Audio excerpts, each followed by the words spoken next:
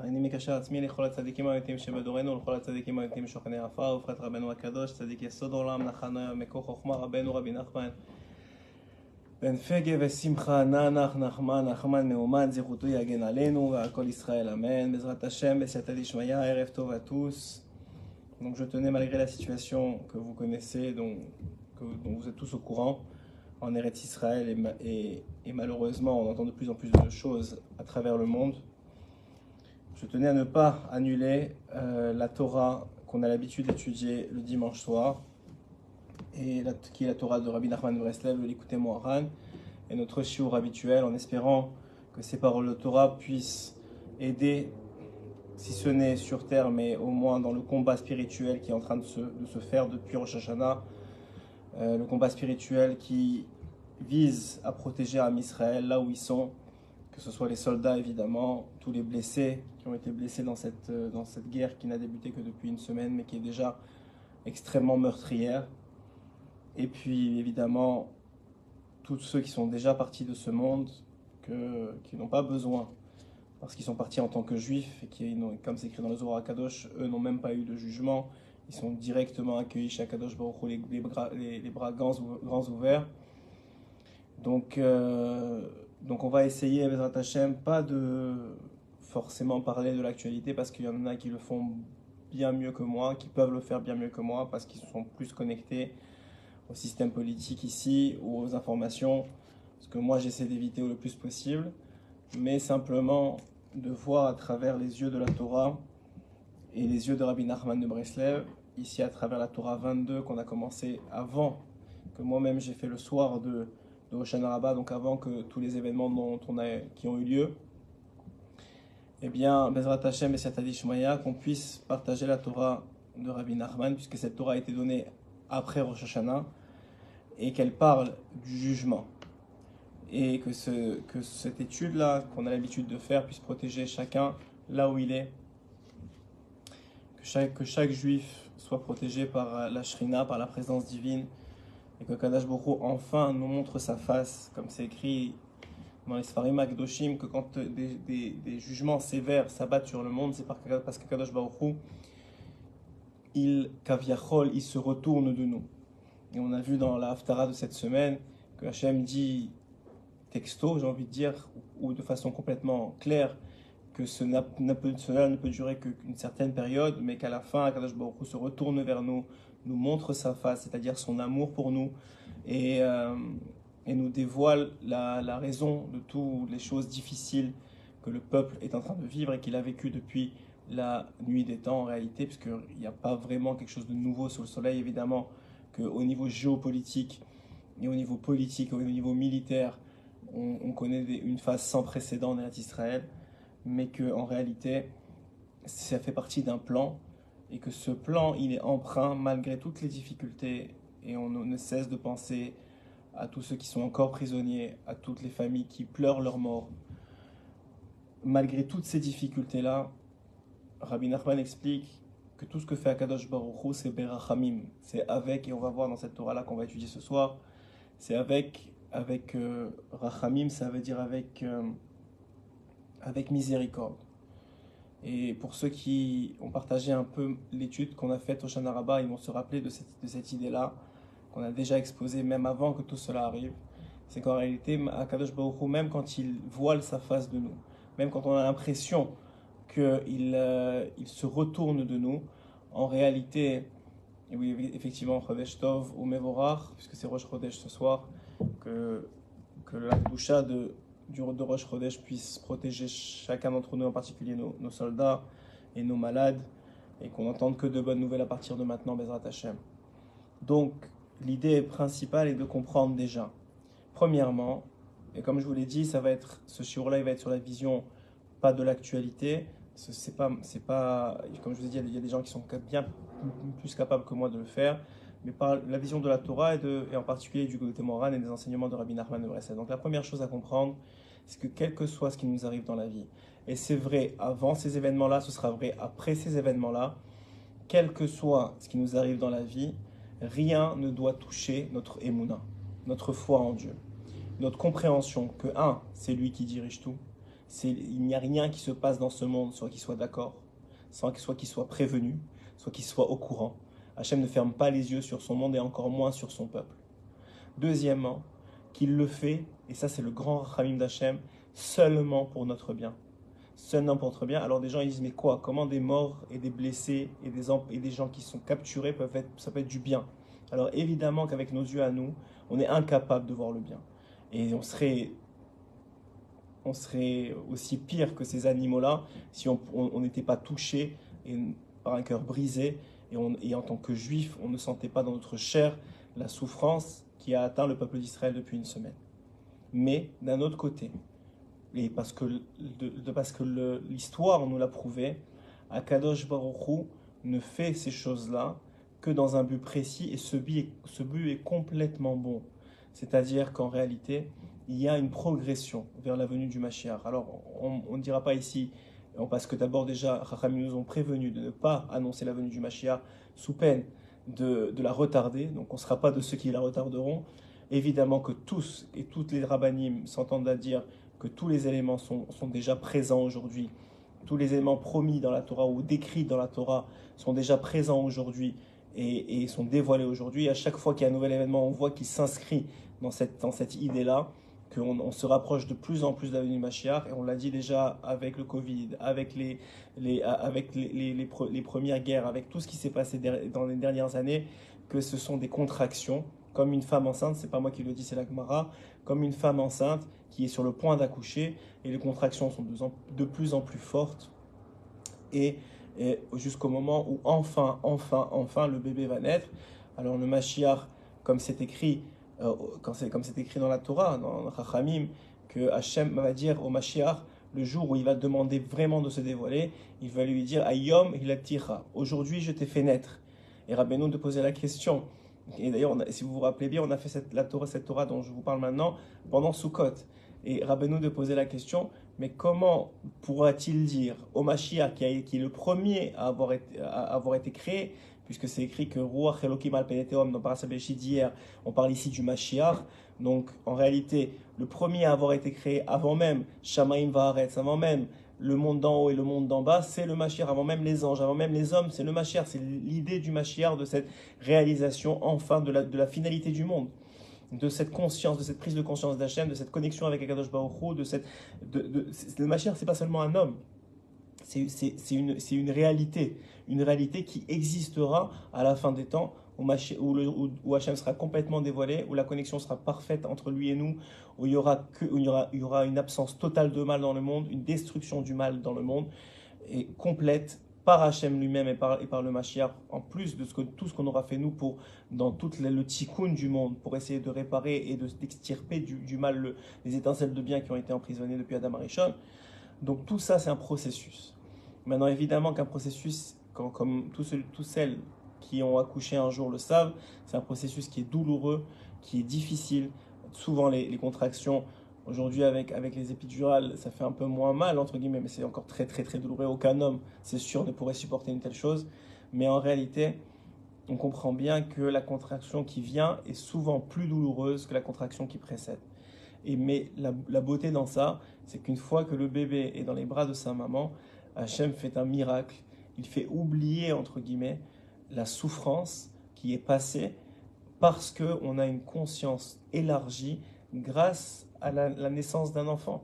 Et bien la naissance du nouveau monde que va apporter le Mashiach sera de la même conception. C'est-à-dire qu'une fois qu'il va être dévoilé, Hachem lui-même dira au Mashiach, Ayom ilitira, aujourd'hui je t'ai créé. Ça veut dire qu'en réalité, même si ça fait des milliers d'années que tu attends, parce que maintenant la conscience d'Hachem et ce que tu amènes dans le monde est tellement nouveau, tellement beau, tellement extraordinaire, comme la naissance d'un bébé, et bien que toutes les douleurs que le peuple d'Israël aura subies, que toi-même, Mashiach, tu auras subi jusqu'à maintenant, tout ça ne sera presque rien par rapport à la joie et au sentiment de plénitude que le monde va atteindre avec la venue du Mashiach.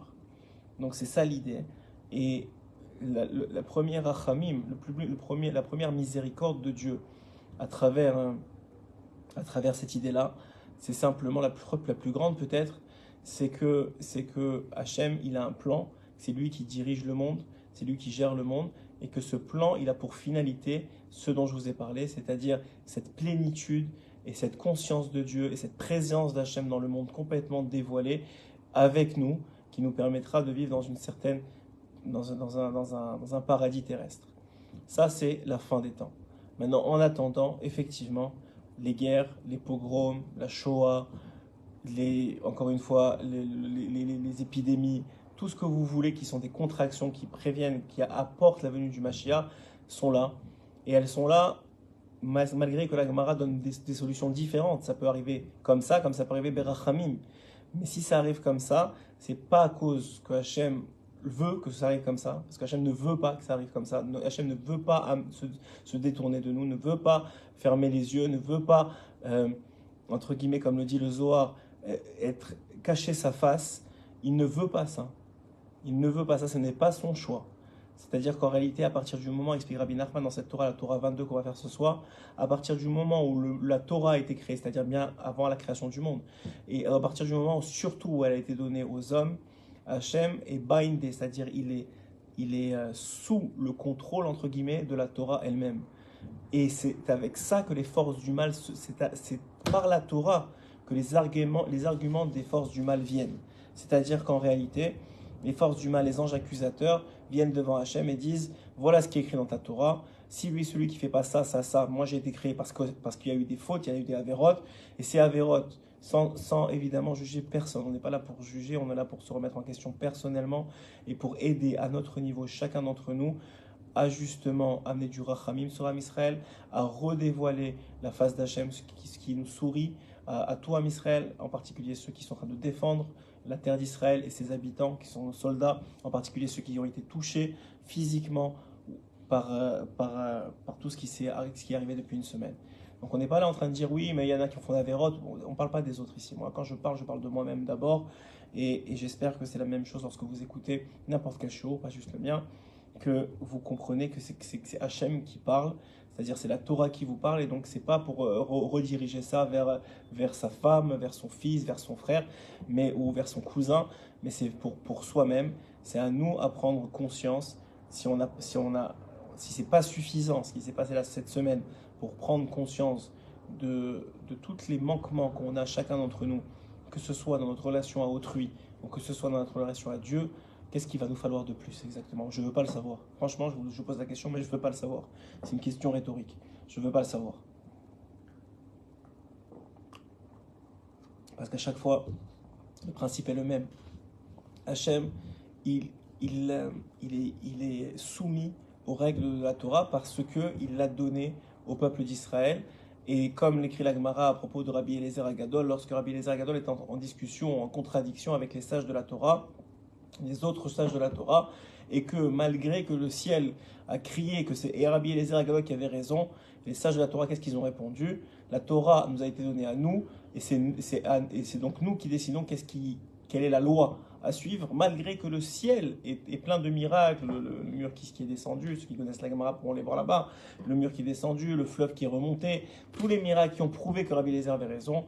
Chachamim m'ont répondu, la Torah a été donnée aux hommes, et c'est donc aux hommes qu'il incombe de juger la situation. Et donc c'est ça la réalité, c'est qu'à partir du moment où la Torah a été donnée aux hommes, eh bien autant toutes les bénédictions qui viennent avec la Torah, et toute la bracha, et toute l'abondance, et toute la protection que peut amener l'étude de la Torah, comme on l'a vu encore jusqu'à aujourd'hui, quelqu'un m'a envoyé une photo d'une maison complètement détruite à Ashkelon, où tout ce qui reste dans la maison, c'est la bibliothèque des livres de Torah, qui n'a pas été touché ni par les brûlures, ni par les cendres, ni par rien. C'est des preuves de façon extraordinaire. Ou bien ces deux moshavim, on essaye de prendre les choses positives, le peu de choses positives qu'il y a encore à prendre. Ces deux moshavim qui, samedi dernier, ont été épargnés par Dieu parce que l'endroit était complètement fermé à cause du Shabbat. Donc ça ne veut pas dire maintenant, on n'est pas en train de juger qu'ils ne font pas Shabbat ou ils font Shabbat. Encore une fois, ce n'est pas l'idée et ce n'est pas du tout le moment de le faire. On a assez de gens, des anges accusateurs qui troublent, qui envoient des accusations sur Am Israël déjà en haut. Et on n'est pas de ceux qui veulent en ajouter, bien au contraire, comme nous dit le Chafetz Chaim, que lorsqu'un ange accusateur vient de se présenter devant Hachem pour accuser Am Israël, Hachem lui dit « Tu es seul, j'ai besoin, dans la Torah c'est écrit qu'il faut qu'il y ait 2 témoins. Si tu as quelqu'un d'autre pour venir appuyer tes dires, alors je pourrais t'écouter. Sinon, repars devant moi. Et c'est d'ailleurs ce que dit aussi le Baal Shem Tov au même sujet. Et malheureusement, lorsqu'un homme juif ou une femme juive vient et abonde dans le sens de l'ange accusateur, on commence à faire du Lachon Hara ou du Motzi Shemra ou en accusant son frère ou sa sœur juive, à ce moment-là, la parole elle-même de cette personne-là monte et appuie les dires de l'ange accusateur pour accuser un Israël. On n'est pas là pour ça et je ne vous conseille pas d'être là pour ça. Au contraire, il faut faire très attention à ce qu'on dit sur qui que ce soit qui est juif, sur la terre d'Israël, sur le peuple d'Israël, sur le gouvernement, il y a Dieu dans le monde. Ce qui s'est passé, ça fait partie d'un plan et on le voit, c'est quelque chose qui est complètement anormal, qui va contre toutes les lois logiques de ce pays, toutes les règles logiques de l'armée. C'est vraiment quelque chose qui est au-dessus de la normalité et on pourrait l'expliquer sous plein de raisons, mais c'est pas mon but ce soir, vraiment pas. Mon but, c'est d'essayer de comprendre spirituellement ce qui se passe. Parce qu'en réalité, si vous remarquez bien, tout a commencé le lendemain d'Hoshana Rabbah. Et Rabbi Nachman explique dans la Torah 22, qu'on va faire ce soir, que en réalité, tout est décidé, comme on le sait tous, on a fait le shiur il y a déjà un mois, tout est décidé le jour de Rosh Hashanah. Le jour de Rosh Hashanah, tout ce qui s'est passé depuis une semaine, tout ce qui va se passer en réalité jusqu'à l'année prochaine, a été décidé. Maintenant, il y a ce qu'on appelle des chotam, des tampons, ou vous savez, dans une lettre, en vérité, ce concept-là est évoqué dans la Gemara, dans Avodah Zarah 39a, et dans Yoredea 118a. Donc là-bas, dans ces deux Gemarot là-bas, on explique le concept du chotam. Le concept du chotam, c'est quoi? C'est que quand on voulait s'assurer que quelque chose était cachère, par exemple du pain préparé par un juif, et qu'on voulait s'assurer que personne d'autre les toucher et qu'il garde sa chazaka de kashrut, c'est-à-dire sa présomption de kasher, eh bien il fallait qu'il soit scellé. Voilà, ça c'est le bon terme, scellé. Donc il fallait qu'il soit scellé. Si c'était quelque chose comme du pain, explique la Gemara, il fallait qu'il soit scellé une fois. Si c'était quelque chose comme du vin, alors il fallait qu'il soit scellé 2 fois. Ça c'est l'idée principale de cette idée de chotam. Et bien, dit Rabbi Nachman de Breslev, c'est la même chose lorsqu'il y a un décret qui est décidé par Dieu pour l'année à venir. Il y a un premier scellement et ensuite un deuxième scellement. Le premier scellement se fait le jour de Yom Kippour et le deuxième scellement se fait le jour de Hoshana Rabbah. Et notre chance, c'est que certains disent que ce deuxième scellement se fait écoutez bien, jusqu'à Hanouka. Donc encore 2 mois, presque 2 mois. On a à peu près 2 mois encore jusqu'à Hanouka. Donc il y en a qui disent que ce dernier scellement n'est pas complètement scellé et qu'il se fait jusqu'à Hanouka. De quoi s'agit-il exactement? Alors je vous le fais en dehors des mots et ensuite on va voir dans les mots comment Rabbi Nachman explique dans chaque détail comment cela se passe et comment une chose peut arriver dans le monde, comment Hachem d'abord la décide et ensuite comment elle est tamponnée pour qu'elle puisse soit descendre soit ne pas descendre dans le monde. Et la chose est la suivante. Akadosh Baruch Hu Ishtabar Shemo La'ad, en fonction des anges accusateurs, malheureusement, de toutes les accusations qui ont été portées le jour de Rosh Hashanah contre Am Israël. Et on a expliqué non seulement à cause de ce jour-là, mais aussi à cause du fait que cette année, le jour de Rosh Hashanah est tombé Shabbat, et que le jour de Shabbat, on ne sonne pas le shofar. Pourquoi dit Razal? Alors il y a des explications évidemment qui ont attrait à la halacha, ou à la loi juive, mais il y a des explications sodites, il y a des explications de secret de la Torah. Et Rabbeinu explique qu'en réalité, c'est simplement parce que Chazal ont expliqué que c'est faire honte au Shabbat que de sonner le shofar. Pourquoi? Parce que le Shabbat, qui est donc la femme de Am Israël, qui est la Kala, ce qu'on dit Boekala tous les vendredis soirs, en acceptant la fiancée qu'on nous a gentiment remise entre les mains, que Hachem nous a donné sa fille, la Kala qui est Shabbat, eh bien le Shabbat est censé être la Kala de Am Israël. Et le Shabbat est censé faire le même travail. Ceux qui ont écouté l'audio avant Shabbat Bereshit que j'ai fait, vous avez sûrement déjà compris l'idée, c'est que le Shabbat est censé faire le même travail que le shofar. Le shofar est censé rappeler les mérites de Am Israël, la Akedat Yitzhak, le sacrifice de Yitzhak, que ce soit le fait qu'on a reçu la Torah avec le shofar. Donc tous les mérites de toutes les générations sont rappelés devant Hachem pour alourdir le côté des mérites de Am Israël. Deuxième chose, il est censé instaurer dans le cœur de chaque juif qui l'écoute un hirour de tchouva, une volonté de se rapprocher, de regretter ses fautes et de revenir vers Hachem. Et finalement, le shofar est censé donner la royauté à Dieu, de le rendre roi. C'est ça tout le principe de Rosh Hashanah qu'on a déjà expliqué plusieurs fois. Donc ça, c'est au niveau, j'ai envie de dire, du shofar. Cette année, comme ça l'a été dans d'autres années précédemment, c'est le Shabbat qui devait faire ce travail-là. Le problème d'Israzal, c'est quand le Shabbat n'est pas respecté à sa juste valeur, il n'a pas le poids de défense qu'il devrait avoir. Il devrait, par exemple, le shofar s'écrit qu'il doit mettre balbel le Serara, il doit rendre fou le Yetzera, qui n'a plus de mots pour accuser Am Israël. Mais lorsque le Shabbat n'est pas respecté, lorsque la fille d'Hachem, notre femme, n'est pas respectée comme n'importe quelle femme dans le monde, lorsqu'elle n'est pas respectée par son mari, eh bien, si maintenant son mari est dans les problèmes et qu'elle vient, elle, le défendre, on va lui dire, mais ton mari, tout le monde sait qu'il ne te respecte pas. Qu'est-ce que tu viens, toi, le défendre? En quoi tu as de quoi parler? Et c'est ça l'idée, c'est qu'en réalité, lorsque Shabbat tombe le premier jour de Rosh Hashanah, il est censé faire le travail du shofar, mais malheureusement, à cause de nous, à cause de tous ceux entre nous, et on s'inclut, qui à chacun à son niveau ne respectent pas parfaitement le Shabbat, eh bien ça atténue la capacité qu'a le Shabbat de défendre Am Israël. Maintenant, on n'est pas là encore une fois ni pour accuser, ni pour dire celui-là il l'a pas fait ou celui-là il l'a fait. On est tous dans le même bateau. Personne ne connaît exactement, parfaitement toutes les lois de Shabbat, comme dit le Chafetz Chaim, que celui qui revient pas sur les lois de Shabbat très régulièrement, il est presque sûr qu'il transgresse le Shabbat. Donc on a notre part de responsabilité, chacun d'entre nous, et c'est à moi d'abord que je parle, mais que chacun prenne ça pour lui et ne commence pas à essayer de trouver des responsables autour de lui. C'est pas l'idée du tout. Donc l'idée, elle est que de la même façon que le Shabbat est censé défendre Am Israël, comme ça aurait dû être le cas cette année, et malgré tout, il l'a défendu. Notre femme, la fille de Dieu, est venue devant Akadosh Baruch Hu et a essayé de nous défendre malgré toutes les accusations qui ont pu être portées.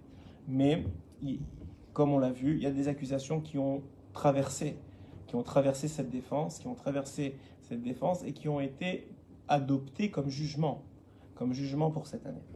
Une fois que ce jugement il est adopté le jour de Rosh Hashanah, dit Rabbi Nachman dans cette Torah, que ce n'est pas suffisant pour que la chose elle descende dans le monde.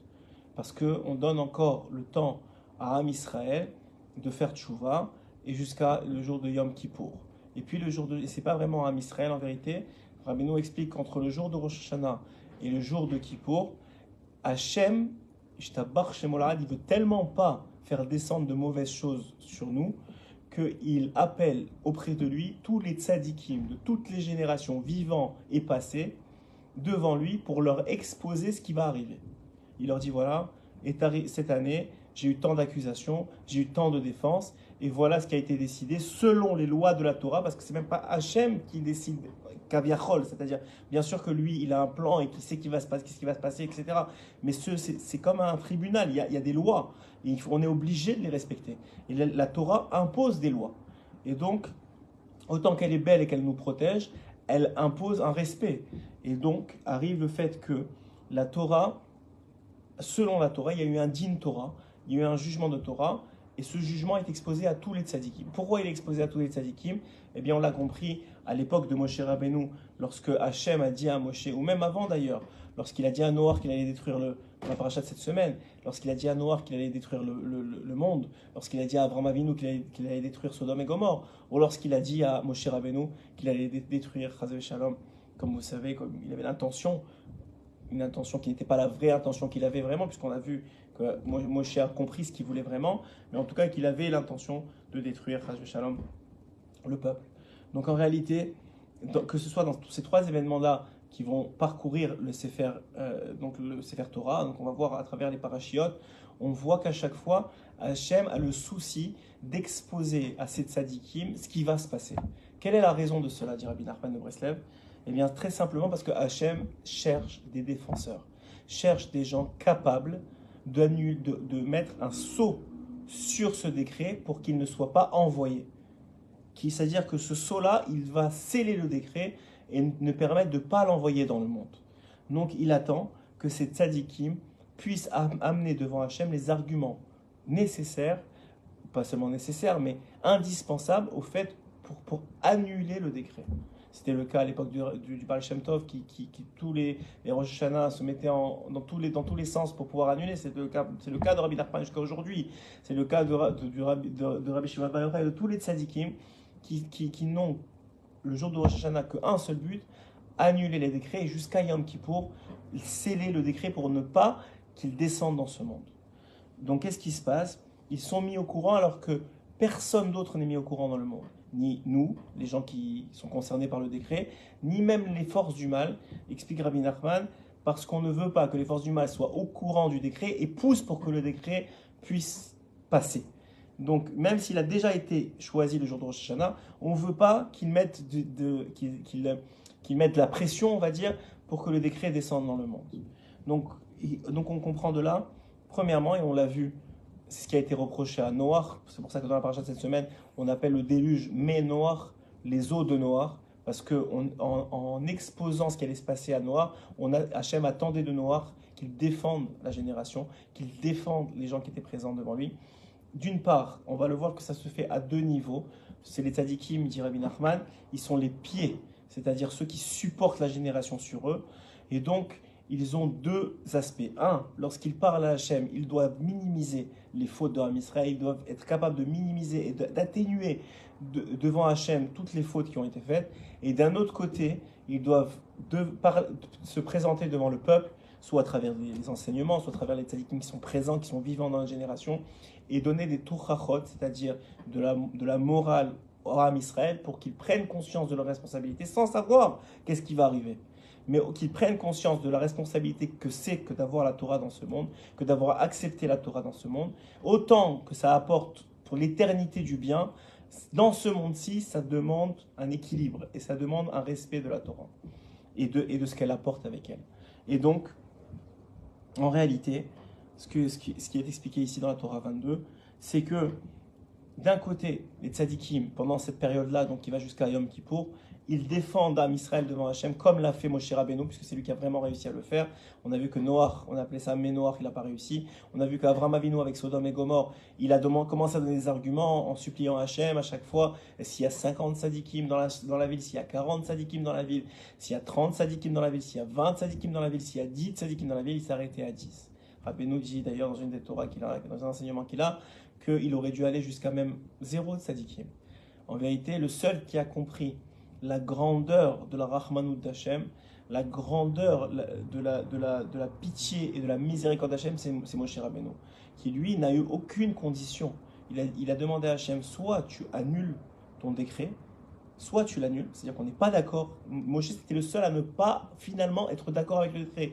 Noach, il a été d'accord depuis le début. C'est pour ça qu'on l'a appelé ça Ménoach, on lui reproche le déluge. C'est le seul qui est resté, le seul tzaddik de sa génération, et c'est à lui qu'on reproche le déluge. Parce que c'est lui qui aurait dû, au moment où il a été au courant, alors que personne n'était au courant avant lui de ce qui allait se passer, défendre son, même pas Am Israël, il n'y avait pas d'Am Israël à l'époque, défendre le monde devant Hachem et aller de porte à porte, essayer de donner de la morale et d'éveiller les consciences. Ça, c'est ce qu'aurait dû faire Noach, qu'il n'a pas fait Noach. C'est ce que Avraham Avinu a essayé de faire, mais il s'est arrêté. Finalement, il a dit bon, même, en fait, qu'est-ce qu'il a dit à Avraham Avinu? Il a dit à Hachem, tu sais quoi, même si moi j'étais à ta place, c'est vrai que s'il n'y avait pas dit de tzadikim dans la ville, moi aussi je l'aurais détruite. C'est ça ce qu'il a dit, parce qu'il a limité la miséricorde d'Hachem à la sienne. Et c'est là, dit Rabbi Nachman, où il a manqué de jugement, il a manqué de perception de quelle est la vraie volonté d'Akadosh Baruch Hu. Et puis finalement, Moshe Rabbeinu, c'est le seul qui a compris, le seul qui a réussi à aller jusqu'au bout des choses et qui a dit à Hachem, il n'y a pas de condition, tu les pardonnes et c'est tout. Et sinon, tu recommences tout de zéro. Et Hachem, il a dit, voilà ce que je voulais entendre, Mechenina misifrecha, je les ai pardonnés comme tu m'as demandé, et il y a eu le pardon. Pourtant, vous allez me dire, ceux qui connaissent un peu la Torah, lorsque Moshe Rabbeinu est redescendu, il a demandé aux Lévi'im de tuer tous ceux qui avaient participé physiquement à la création du veau d'or. C'est-à-dire qui avaient mis leurs mains, on va expliquer ici, mis leurs mains dans la création du veau d'or. Tous ceux qui étaient spectateurs, il y avait encore une chouva pour eux. Il y avait encore une prise de conscience, ils étaient capables de faire tchouva et de réparer. Par contre, tous ceux qui avaient participé physiquement au veau d'or, pendant la période du veau d'or, eh bien eux, leur seule tikkun, leur seule réparation malheureusement, c'était de quitter ce monde. Et c'était le cas de tous ceux qui sont partis sous la main des Lévi'im au moment, et c'est une partie très très dure de la Torah, et malheureusement qu'on veut pas connaître, mais c'est une réalité. On ne peut pas non plus fermer les yeux, et on n'est pas en train d'essayer de faire des connexions. Il n'y a pas de connexion à faire, c'est pas du tout mon but. Moi je suis loin de l'actualité, j'essaie de vous donner ce que la Torah elle donne, et qu'est-ce qu'on peut prendre nous pour améliorer la situation, pas pour essayer de pointer qui que ce soit. Et donc, ça c'est la première chose à comprendre, c'est qu'en réalité, il y a ici un premier événement, une première étape entre le jugement Rosh Chodesh Tov, entre le jugement de Rosh Hashanah et Yom Kippour, où les tzadikim, tous ensemble, essayent de défendre Am Israël devant Hachem et essayent de réveiller le peuple, chacun à son niveau, avec les relais qu'il a, les livres qui sont présents dans ce monde, les tzadikim qui sont présents dans ce monde, et c'est de réveiller le peuple, de les conscientiser à ce que eux, ils sont conscients qu'il va arriver, mais que nous, on n'est pas conscients qu'il va arriver, en essayant de nous faire tchouva et de nous rapprocher de Dieu pour annuler le décret. Maintenant, si jamais ce décret-là, il est pas scellé correctement par les tzadikim, ce premier scellement dont on a appelé ce premier chotam, donc il y a encore un potentiel qu'il descende dans le monde, à ce moment-là, il y a un deuxième chotam nécessaire. Normalement, ce deuxième chotam nécessaire, il arrive à Hoshana Rabbah, et Baruch Hashem pour nous, il y a une opinion qui dit qu'il va jusqu'à Hanouka. Ce deuxième chotam, il dépend de quoi? Il ne dépend plus des tzadikim, mais il dépend de nous. Et c'est là l'essentiel de mon dibour aujourd'hui. C'est là l'essentiel du message de cette Torah-là aujourd'hui que je veux vous faire passer.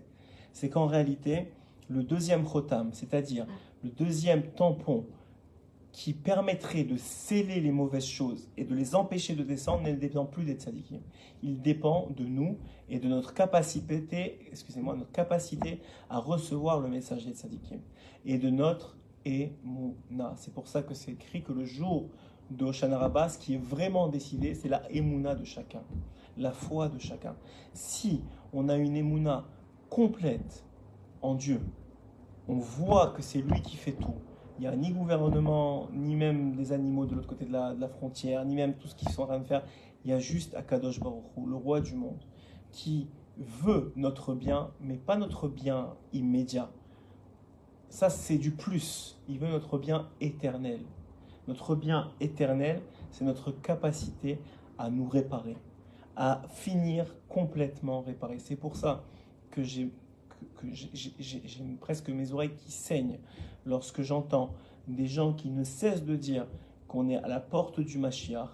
Et c'est vrai, parce que tous les éléments sont réunis pour pouvoir l'accueillir et pour qu'il se dévoile enfin. Et il y a une mitzvah de l'attendre chaque jour. Mais d'un autre côté, on ne peut pas fermer les yeux sur le fait que nous, en tant que peuple, jusqu'à en tout cas il y a une semaine, c'est une évidence qu'on n'était pas prêt à le recevoir. Parce que pour recevoir le Mashiach, il faut une union complète entre chacun d'entre nous. Il faut qu'on arrête avec nos petites disputes qui n'ont aucune valeur. Notre Lachonara, notre Yetzerara de médisance, et de rapporter, on soit métaken notre relation à l'autre.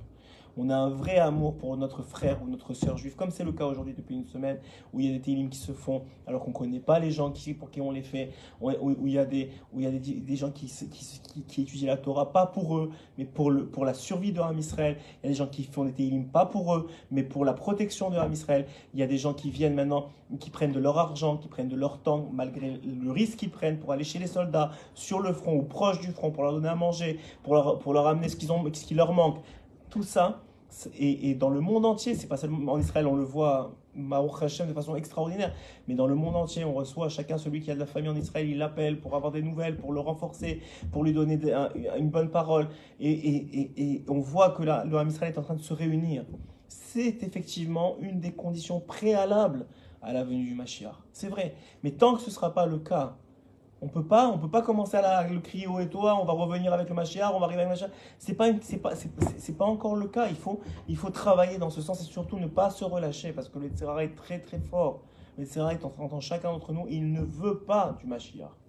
Donc nous, on est là pour être la force de la lumière, qui illumine le monde contre cette obscurité qu'on a vue la semaine dernière, qu'on a vue toute la semaine, et que le monde entier a vu, mais qui vont très vite oublier, parce que les films et tout ce qu'il y a les habitués à l'obscurité.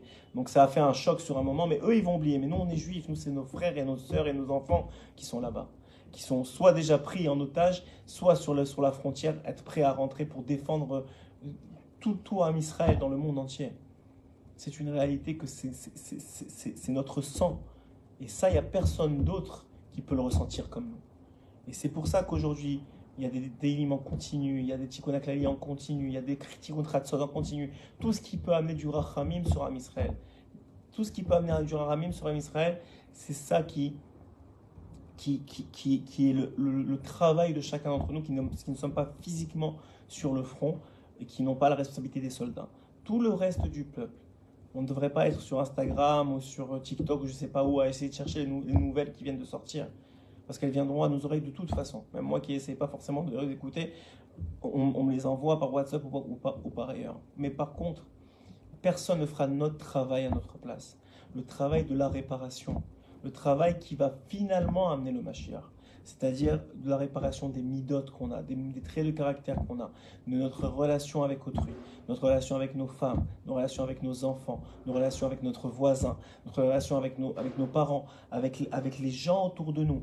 On est censé metaken, ça c'est notre responsabilité d'ajouter des mérites à Am Israël pour que dans le ciel la balance s'inverse, pour que dans le ciel Hachem se retourne et nous regarde et nous sourit comme c'est écrit dans la Haftara qui vient. Vous verrez la Haftara de Noach où Hachem promet qu'il va finalement se retourner vers son peuple, il va finalement pardonner, il va finalement être là à déverser tout le bien, et le bien pas seulement éternel, mais le bien visible. Évidemment, tous les psaumes, tous les tikkun haklali, tout ce qu'un homme il peut faire, c'est extraordinaire. Ça répare, toute la tchouva qu'un homme peut faire, ça répare la relation qu'il a avec Dieu. Il y a d'abord un premier pas, on l'a vu, dès qu'on est attaqué, le peuple d'Israël se resserre, se rappelle qui il est vraiment, se rappelle qu'on appartient à un seul peuple, un peuple qui est au grand maximum 16 millions de personnes dans le monde. Il y en a qui disent 15, 12, en tout cas très très très peu par rapport à tous les 70 loups, à tout ce qui se passe dans le monde. On est extrêmement peu. Et on se rappelle qu'on est un peuple et qu'on est une même âme.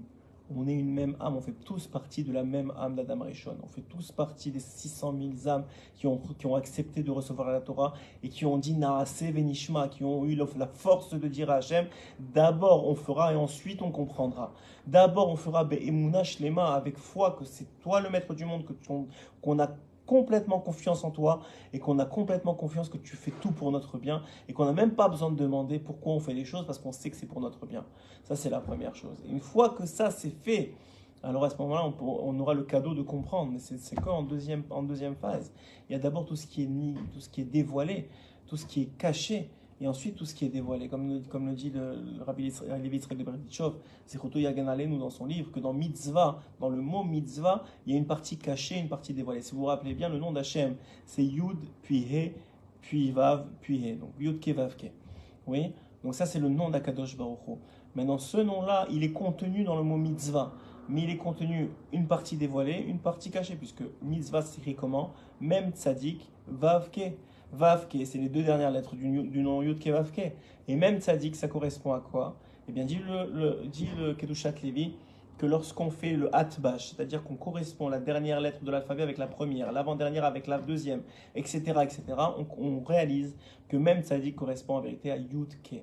Et donc, il y a une partie dans le mot mitzvah qui est cachée, c'est le Yud Ke qui est caché, le Yud et le He, et c'est le Vav et le He qui sont dévoilés. Et dans chaque chose qu'on fait en l'honneur de Dieu, parce qu'une mitzvah, c'est la volonté de Dieu. Dans chaque chose qu'on fait en l'honneur d'Akadosh Baruch Hu, en réalité, il y a toujours une partie dévoilée. C'est tout le bien qui vient avec, qui est complètement dévoilé. La compréhension, le fait qu'on voit que c'est quelque chose qui est bon pour notre âme, bon pour nous, qu'on le ressent immédiatement. Mais il y a surtout quelque chose qui est caché. Tout ce qu'on va recevoir et tout ce qu'on prépare, et tout ce pour l'éternité, ça c'est complètement caché. Et ça, c'est dans toute la vérité, c'est comme ça dans la Torah aussi. Il y a une partie complètement dévoilée qui est la Torah écrite, et même aujourd'hui la Torah orale, la Gemara. Il y a tout ce qui est caché, le Zohar, la Kabbalah, même du Likutei Moharan, on l'étudie, mais en réalité, tout est caché à l'intérieur. C'est beaucoup plus profond que ce qu'on comprend. Donc en réalité, il y a toujours une partie dévoilée, une partie cachée dans chaque chose. Mais la partie cachée, Souvent, elle est cachée parce qu'elle est dure à comprendre. On n'arrive pas à l'attraper, on n'arrive pas à la définir. Mais c'est elle la meilleure des deux. C'est elle la meilleure des deux. Et lorsqu'on est dans une obscurité telle que celle qu'on est depuis plongé à cause de barbares, il n'y a même pas de nom, la vérité, il n'y a même pas de nom pour des gens comme ça, depuis une semaine, et bien, il nous reste d'abord à nous raccrocher à ce qui est dévoilé, c'est-à-dire tout ce on est capable de faire pour autrui et pour toi, Israël, et pour nous-mêmes, dans le sens du tikkun hamidot, de la réparation, de la tchouva, de prendre sur nous tout ce qu'on peut prendre sur nous, et que ce soit quelque chose qui reste, c'est-à-dire qu'on utilise cet événement pour le bien, parce que c'est pour le bien qu'il a été créé. Cet événement, malgré toute son atrocité, il est là pour le bien, il est pour réveiller notre cœur vers Avinu Sheba Shamayim, d'enfin, tous ceux qui n'ont pas l'habitude de lever la tête au ciel, d'enfin lever la tête au ciel, d'enfin se rappeler, comme ma femme elle m'a raconté, qu'il y a une jeune fille, une influenceuse, qui a mis sur ses réseaux qu'elle déchirait ses habits pas tsniout, et que Baruch Hashem, elle se mettait à la tsniout et en pleurant, et elle faisait ça pas pour elle, ça lui faisait mal de faire ça, mais elle faisait ça pour Am Israël, pour ceux qui étaient emprisonnés, pour tous les soldats, pour la protection de son peuple, de sa famille. Et c'est ça notre réalité aujourd'hui, c'est que chacun d'entre nous, on a une responsabilité de prendre sur nous, de protéger notre famille, de protéger nos enfants, de protéger nos petits-enfants si on est grands-parents, de protéger nos pères, nos mères, nos sœurs, nos frères. Et ça passe par la responsabilité que l'on a en tant que juif de respecter et de s'attacher à l'arbre de vie. Etzrach Chaim, comme c'est écrit dans la parashat Bereshit, qui est l'arbre de la Torah et tout ce qui en découle, toutes les mitzvot qui en découlent, toute la responsabilité de Ben Adam la Chavero et de Ben Adam la Makom qui en découle. Et c'est ça le vrai travail d'un juif. Et c'est en ce sens-là que je dis qu'il n'y a rien de nouveau sous le soleil. Si vous regardez le shiur qu'on a fait au moment du Corona, c'est à peu près, peu ou prou, ce qu'on est en train de dire aujourd'hui. C'est qu'en réalité, notre responsabilité est toujours la même. C'est juste qu'Hachem, des fois, il met des électrochocs pour nous faire prendre conscience de cette responsabilité et qu'enfin, on soit capable de se rapprocher. Et autant il nous a séparés au moment du Corona, on était chacun de notre côté, etc. Autant aujourd'hui, on voit que Hachem, il nous laisse être entre nous, il nous rapproche, il soude les liens qui sont les nôtres, même des gens qui ne se parlaient pas depuis longtemps, même des voisins qui ne se regardaient pas vraiment, ils se sourient maintenant. Pourquoi ? Parce qu'on comprend qu'on est attaqué par une force étrangère. Et cette force étrangère, ne croyez ou ne croyez pas, elle ne peut rien faire sans l'aval d'Hachem. Et c'est très dur à dire, je le sais, et je ne veux pas m'arrêter sur ça, mais c'est une réalité que si nous on fait ce qu'il faut, le pouvoir de cette force étrangère n'aura plus aucun pouvoir, comme c'est écrit sur Ishmaël, comme le Yanouka l'a rappelé il n'y a pas si longtemps que ça, que Ishmaël, il s'appelle Ishmaël, donc tous les musulmans s'appellent Ishmaël dans la Torah, parce que normalement, eux ils croient parce que Dieu les écoute. Ishma, il va écouter Dieu. En réalité, c'est pas pour ça qu'il s'appelle Ishmaël. C'est parce que grâce à eux, Hachem va nous écouter. Parce qu'à travers la pression et la peur, j'ai pas envie de parler de peur parce que nous on a confiance en Dieu, mais à travers les atrocités qu'ils vont essayer de nous faire, eh bien eux, ils vont forcer chaque juif à se rapprocher de son Créateur, à lever la tête au ciel et à prier sincèrement de tout son cœur, à faire des vraies tfilotes, à faire une vraie doute avec un cœur brisé, à faire des vrais teilim, et ainsi se faire écouter par Hachem. Et à ce moment-là, une fois que nos prières remonteront, que notre prière sera de plus en plus sincère et de plus en plus nombreuse, le pouvoir d'Ishmaël va descendre tout seul. Donc, ça dépend de nous. Et c'est ça l'idée que vient de faire passer ici Rabbi Nachman de Breslev. Pas plus, pas moins. C'est qu'en réalité, une fois que le premier chotam, que les tzadikim, ils ont fait ce qu'ils ont pu, parce que ne croyez pas, dit Rabbi Nachman, ce qu'on voit de nos yeux, autant d'atrocités, et aussi atroce que ce soit, tout ce qu'on a vu depuis une semaine, ce n'est rien. Vous n'avez pas besoin de me croire, c'est ce qui est écrit dans l'Écoute Moran, ce n'est rien par rapport à ce qui devait vraiment arriver. Sachez que déjà, beaucoup d'atrocités ont été évitées grâce aux tzadikim qui ont annulé à eux seuls beaucoup de décrets négatifs. Maintenant, il reste ce qui est arrivé depuis une semaine et ce qui continue d'arriver jusqu'à aujourd'hui. Et maintenant qu'il reste, c'est parce que nous, on n'a pas fait le travail. Nous, on n'a pas assez de émouna dans la foi, dans les paroles des tzadikim. Nous, on n'a pas assez de émouna dans les paroles de Dieu. Nous, on n'a pas assez de émouna dans les paroles de la Torah pour la respecter, pour faire le Shabbat qu'elle demande de faire, pour faire la kashrut qu'elle demande de faire, pour faire le shalom qu'elle demande de faire, pour faire tout ce que la Torah demande. Et en réalité, malheureusement, tant qu'on ne sera pas capable de le faire, Mashiach, il est bloqué à la porte. Il est bloqué à la porte. Et c'est pas parce que on veut qu'il ne vienne pas, c'est parce que Hachem, nous a fait attendre tout ce temps-là pour que certains du peuple d'Israël soient mis de côté et ne puissent pas profiter de la venue du Mashiach. C'est tout. C'est le mashal, je le donne à chaque année, je l'ai donné même à Shoshana Rabbah encore une fois. Rabbeinu, il dit, comment c'est possible que nous, notre génération, c'est-à-dire en vérité la génération qui est la plus faible de toutes les générations qui ont existé jusqu'à aujourd'hui, elle soit capable de faire venir le Mashiach, alors que la génération de Rabbi Akiva, de Rabbi Shimon Bar Yochai et du Baal Shem Tov n'ont pas réussi à la faire venir. Eh bien, le mashal est très simple. C'est comme, il explique, c'est comme un roi. Et ce roi-là, il veut conquérir une ville qui est fortifiée. Donc, qu'est-ce qu'il fait? Comme principe de guerre, la première chose que ce roi-là il va faire, c'est envoyer l'artillerie lourde, les avions, les F-16, je ne sais pas ce que vous voulez, les bombardements. Il va essayer de bombarder la muraille le plus possible. Et puis, il voit que ça ne fonctionne pas, qu'il n'y a pas encore ni craque apparente, ni rien au niveau de la muraille. Donc, à ce moment-là, il attend et puis il décide d'envoyer l'armée de terre. Puis ensuite de ça, il envoie les chars. Ensuite de ça, les utilisations, etc., etc. Du plus fort au moins fort. Et puis là, il ne reste plus personne sur le champ de bataille. Il reste les estropiés, ceux qui ont été fatigués, ceux qui ne devraient même pas être dans l'armée. Et puis là, il leur dit, bon, écoutez, il ne reste que vous, donc essayez d'aller faire quelque chose avec cette muraille parce que visiblement, personne n'a réussi avant vous. Et puis là, il y a ce vieux monsieur avec son chaise roulante, avec sa petite canne, qui vient et qui arrive devant la muraille et qui tape un coup hyper fort. Et il tape le coup et puis toute la muraille s'effondre. Et là, il dit, ouais, j'ai réussi à faire tomber la muraille, ouais, j'ai réussi à faire tomber la muraille.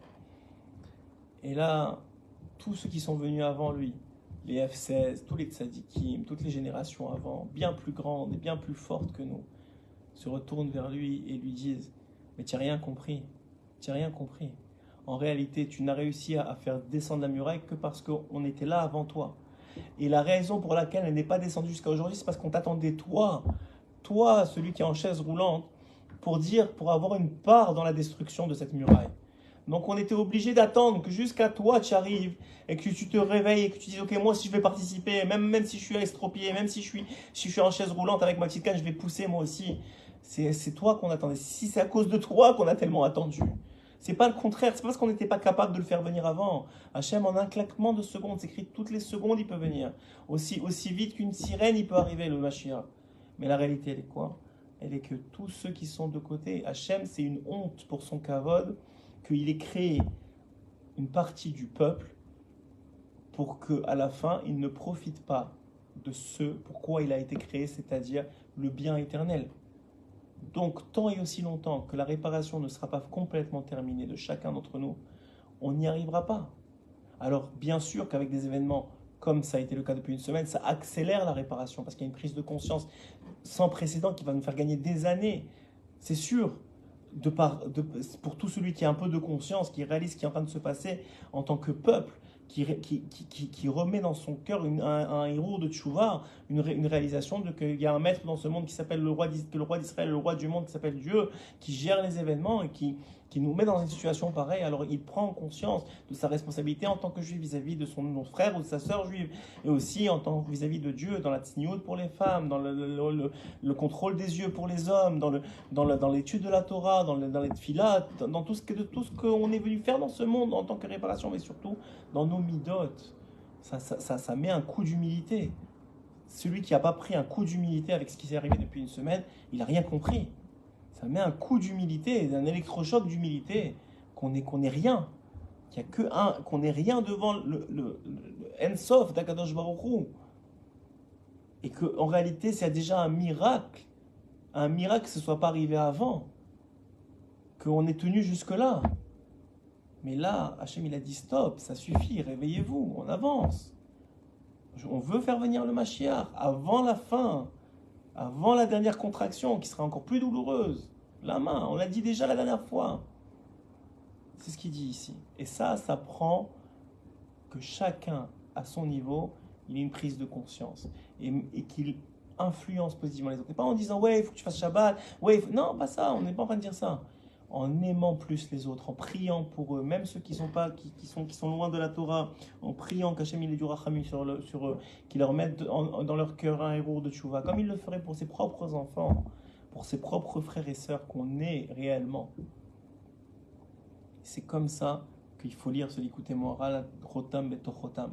Hachem, il a décidé quelque chose à Rosh Hashanah où il a essayé de toutes ses forces de défendre Am Israël et de ne pas amener sur Am Israël de Xérot.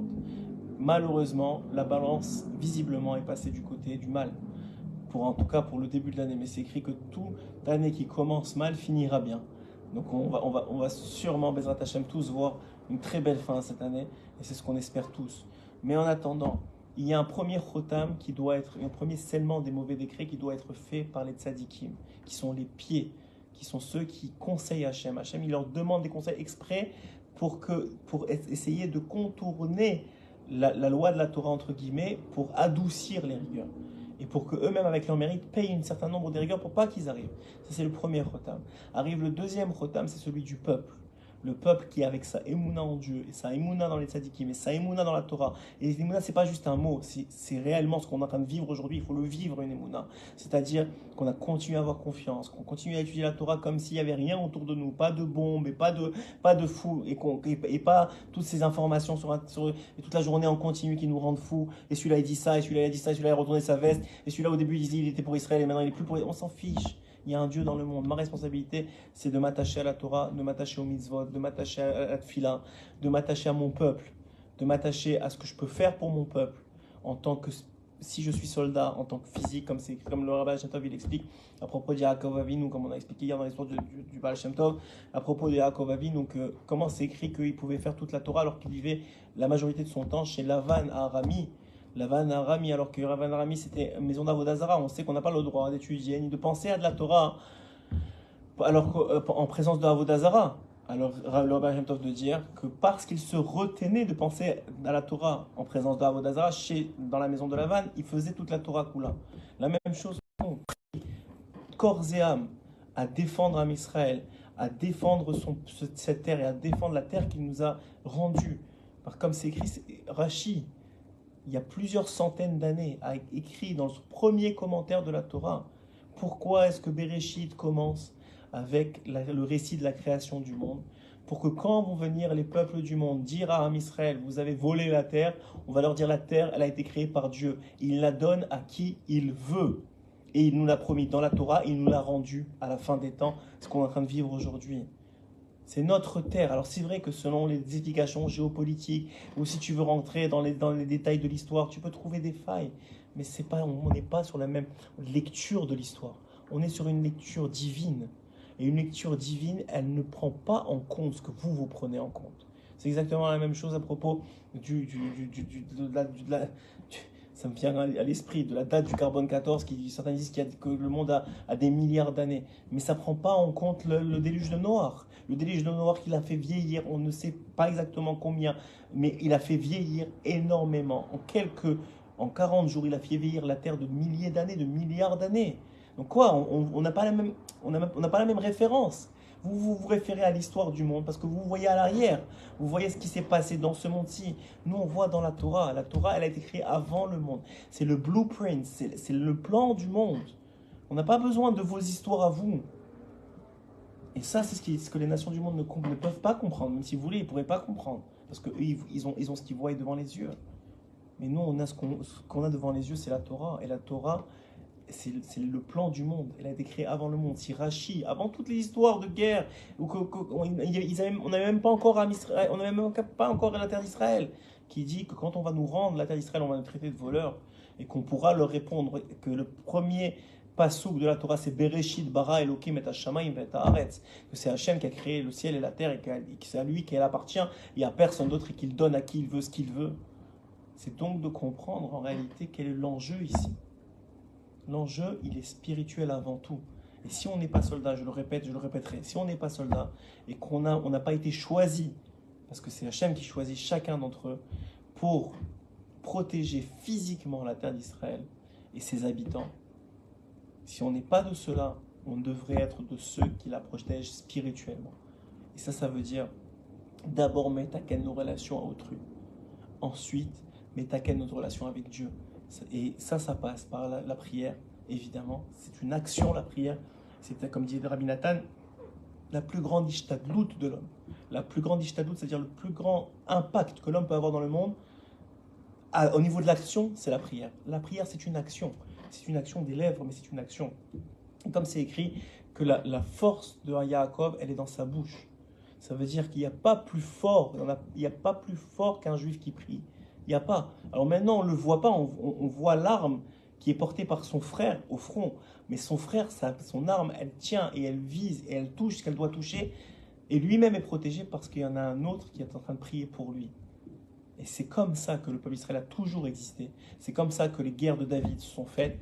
Il y avait toujours un très petit nombre de juifs qui étaient au front et beaucoup derrière qui priaient. Et ça a toujours été le cas et qui étudiaient la Torah et qui faisaient ce qu'ils devaient faire. Comme tout le monde rapporte cette histoire sur Achav, que Achav, c'était un roi, l'un des pires au niveau spirituel pour un Israël, puisqu'il a fait Avodah Zarah dans tout Israël. Mais par contre, il y avait une qualité de sa génération, c'est qu'ils étaient unis. Et lui ne perdait aucun soldat au front. Pourtant, il faisait Avodah Zarah. Ça veut dire que la prérequis, avant même la relation avec Dieu, c'est d'abord la relation entre nous. Et ça, c'est en train de se mettre à gain. On le voit avec nos yeux. Baruch Hashem, enfin, qu'on puisse se comporter en tant que frère et pas comme tout ce qu'on a vu avant. Une fois que ça, c'est compris, on peut commencer à mettre à gain la relation avec Dieu. Et notre relation avec Dieu, elle passe par la prière, elle passe par l'étude de la Torah, elle passe par nos relations de tikkun amidot, par aujourd'hui, qui c'est qui veut se mettre en colère aujourd'hui? Il faut être fou pour se mettre en colère pour des bêtises, des futilités, lorsqu'on voit ce qui se passe dans le monde. Qui maintenant veut jalouser l'autre? Mais il faut être fou pour jalouser quelqu'un d'autre, alors quand on voit ce qui se passe, ce qui nous pend au nez devant le monde, c'est une guerre mondiale. Que vous le dites ou pas, que ça se limite à Gaza, ou que le monde arabo-musulman s'en mêle, mais on le sait très bien. Mais c'est pas ça qui nous intéresse, et on n'a même pas besoin de le savoir. Nous, ce qui nous intéresse, c'est quelle est ma responsabilité à moi, au jour d'aujourd'hui, pour pouvoir protéger mes enfants, ma femme, ma famille, et tous mes frères et sœurs de Ham Israël. Et ça, si on est sur le front, c'est physique. C'est à travers ma présence et ma responsabilité et mes choix physiques. Et si on n'est pas, c'est à travers mes choix spirituels. C'est-à-dire, et aussi, bien sûr, mes comportements, etc. Et le fait d'avoir mes taken, tout ce que j'ai besoin de mes taken. Et c'est en ça qu'on répond à la morale des tzadikim qui ont déjà fait le travail auprès d'Hachem pour défendre Am Israël. Et enfin, on va sceller des deux scellements, du premier des tzadikim et du deuxième du peuple, pour arrêter les mauvais décrets et qu'ils restent en haut et qu'ils ne redescendent plus en bas. Et qu'à partir de maintenant, c'est-à-dire à partir de maintenant et en avançant, Bezrat Hashem, ce ne soit que de bonnes nouvelles et que des bons décrets pour Am Israël, et qu'enfin la royauté de Dieu soit dévoilée, que le Mashiach soit dévoilé pour le bien de tout Am Israël, parce qu'il n'y aura pas de Mashiach, comme le dit Rabbi Nachman, comme l'a dit le Baal Shem Tov avant lui, si tout le monde n'est pas inclus, si tout Am Israël n'est pas inclus. Et c'est ce qu'on attend, c'est que tout Am Israël se sente concerné. Même de loin, ils se sentent concernés, un téhilim, un sourire. Il y en a qui vont donner aux soldats, il y en a qui vont aider, ils font partie du Ham, alors ils seront sauvés avec le Ham. Et c'est ça qui fera en sorte qu'il y aura le Mashiach, c'est tout. Parce qu'en réalité, si un est laissé de côté, c'est une honte pour la gloire d'Hachem, dit Rabbi Nachman. C'est une honte. Comment Hachem il a pu créer cet homme-là, qui lui va être laissé de côté et va voir la joie et la simcha de tous ceux qui vont se sentir touchés et qui vont se sentir avoir participé à la Géoula, et lui il est de côté. C'est pour ça qu'il l'a créé, pour lui faire honte. C'est pour ça qu'il l'a créé, pour lui faire du mal. C'est pour ça qu'il l'a créé, pour le mettre de côté, qu'il se sente exclu. Non, Hachem, il ne peut pas dire une chose pareille. C'est un manque, c'est une atteinte à la gloire d'Hachem de dire une chose pareille. Il faut que lui aussi soit inclus. C'est ce qu'on attend, que tout le monde, ensemble, soit inclus pour accueillir le Mashiach. Voilà exactement ce que dit ici Rabbi Nachman. Simplement dans les deux premiers paragraphes du Torah 22, vous irez lire dans les mots. Je n'ai pas eu le temps ici de vous les partager expressément, même si c'est toujours bien de dire des mots de Rabbi Nachman, je vais vous le dire en hébreu. Tout ce que je vous ai dit ici, écrit noir sur blanc. Dash et Yesh Chotam, sache qu'il y a un sceau. Yesh Chotam Beto Chotam, il y a un sceau dans le sceau. Chotam Hu, qui Yesh Mocheach Hador. Le premier Chotam, c'est ceux qui sont les responsables de la génération. Vehem Bechinot Raglim, ils sont les pieds de la génération, puisqu'ils portent sur eux toute la génération. Et donc, comme ça, Hashem, chez Hashem, Limoudé Hashem, parce qu'ils sont les conseillers d'Hashem. Haïnou chez l'Omdim, Kaviachol et Hashem, c'est-à-dire qu'ils conseillent, ils apprennent à Hashem qu'est-ce qu'ils devraient faire avec les décrets. Chez notre ligne Lomatzot, Vehem Olchim Bishlichut l'Israël, et d'un autre côté, ils vont chez Israël en tant que Shaliach d'Hashem, en tant qu'envoyé d'Hashem, pour leur donner de la morale et leur montrer le chemin pour revenir vers Akadosh Baruch Hu. Ou chez Hashem Idbarar Gozer Zardin Baolam, et quand Hashem il décide quelque chose dans le monde, Ve'adin ou Torah. Le din, il est en fonction de la Torah. C'est ce qu'on appelle Kitzarich Liot Din Torah. C'est ce qu'on appelle un din Torah. Donc vous voyez à travers les mots de Rabbi Nachman exactement ce que je vous ai tout expliqué dans le shiur de ce soir. Et comme c'est des tzadikim, oui, il leur dévoile ce qui va arriver seulement à eux. Il leur dévoile le din Torah, chez Nixar Alador, qui a été décidé sur la génération. Et eux, ils essayent de protéger ce din pour pas qu'il soit connu des forces du mal et pour pas qu'il descende dans le monde Chas v'Shalom. Et que ne viennent pas les forces du mal se nourrir de ce din Torah, se nourrir de ce mauvais décret. Ouais. Et il y a un autre rotam qui est au-dessus de celui-là, qui sont les mains, et les mains. Moussar mais c'est de l'Emouna. Les mains, ça représente la Emouna, comme c'est écrit à propos de Moshe Rabbeinu, justement avec la guerre contre Amalek, où il levait les mains et la Emouna de Ham Israël se renforçait, il gagnait la guerre. Donc c'est la Emouna. Et c'est la Emouna de qui? De ceux qui reçoivent le Moussar, c'est-à-dire nous, chacun d'entre nous qui font partie du peuple qui vit dans cette génération. Comme il a parlé Hachem à travers les mains de Moshe. Et ce chotam-là, il a besoin qu'on y fasse attention et qu'on se renforce dans notre émouna en Dieu, qu'on se rappelle qu'il y a Enrod Milevado, il n'y a que lui dans le monde. Il veut notre bien, même si on ne le voit pas tout de suite, même si on ne l'a pas vu au moment de la Shoah, même si on ne l'a pas vu au moment des pogroms, on a vu qu'à chaque fois est sorti un Israël plus fort de ces événements-là. Il est sorti avec plus de proximité, il est sorti surtout plus rapproché de la Géoula. Et on espère véritablement qu'on ne sera pas seulement cette fois-ci plus rapproché de la Géoula, mais qu'on saura finalement pouvoir accueillir le Mashiach et être heureux de la Géoula et participer à cette Géoula et vivre cette Géoula. C'est mamash ce qu'on espère. Et en attendant, on continue à prier, on continue à étudier pour la tzlacha de Ham Israël, là où ils sont, et en particulier tous ceux qui donnent de leur vie de toutes les façons possibles et imaginables pour la Torah, et pour surtout Ham Israël, pour la terre d'Israël, et pour tout ce qu'elle représente. Car sachez que si on n'avait pas cette terre d'Israël aujourd'hui, ce serait bien pire. Bien pire. Aujourd'hui, Hachem, il a préparé tous les événements, la Shoah et tout le reste. On ne justifie rien, on n'est pas dans les comptes d'Hachem, mais c'est une évidence qu'Hachem, il prépare à chaque fois de plus en plus la capacité que le peuple d'Israël d'arriver à la finalité. Et on sait que c'est comme une femme qui accouche, on sait que c'est difficile. Même si un homme, un mari, c'est pas la douleur. Il ne connaît pas la douleur de sa femme. Il n'y a que sa femme qui la connaît. Mais il est présent, il a le lèvre nishbar. Alors on ne pourra jamais connaître la douleur de ceux qui sont vraiment touchés par ce qui se passe. Mais on a le cœur brisé de savoir que c'est nos frères, nos sœurs, nos enfants, nos grands-parents, nos parents qui sont touchés par ça. Et que ce soit par extension ou pas, que ce soit une famille éloignée ou pas, mais on fait partie du même peuple. Et si quelqu'un il prend en conscience ça, et pour ça, plus pour lui-même, plus pour sa propre parnassa, plus pour ses propres envies, pour le Ham Israël, il commence à faire des Teilim. Pour le Ham Israël, il commence à étudier la Torah. Pour le Ham Israël, il fait le shalom avec celui qui n'avait pas fait le shalom depuis des années. Pour le Ham Israël, alors ça prend une dimension complètement différente. Et c'est ce que attend Hachem de nous. Chazak ou Baruch.